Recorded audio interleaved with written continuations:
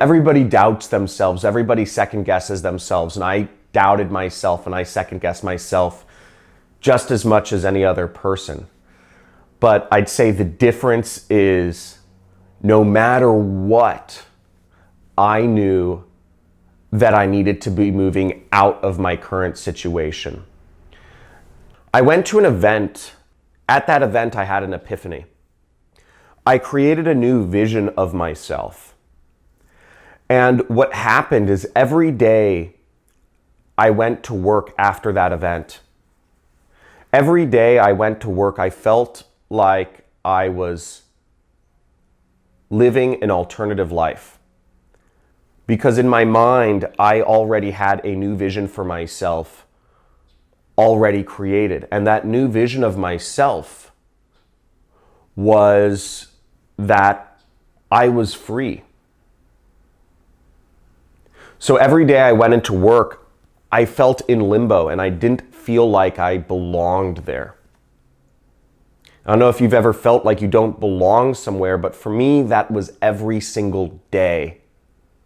That kept me focused, because if you're somewhere where you don't feel you belong, if you're in a situation where you don't feel is correct for you, if you feel a sense of unease with what you're doing or who you're surrounded by, if you feel incongruent with yourself, you work very hard to move out of that situation.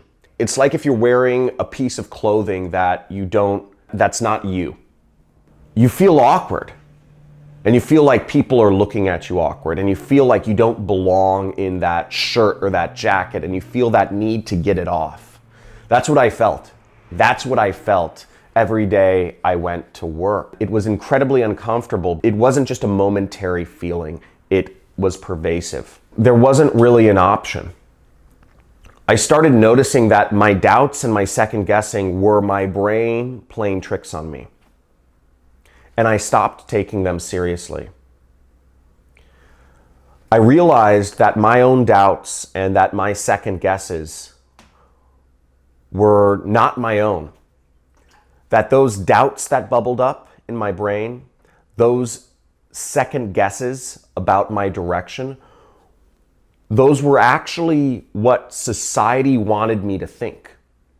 And I realized those thoughts were not my own. Those thoughts were society's trying to claw me back into the safety net of that structured corporate world that we've been educated on for our entire lives.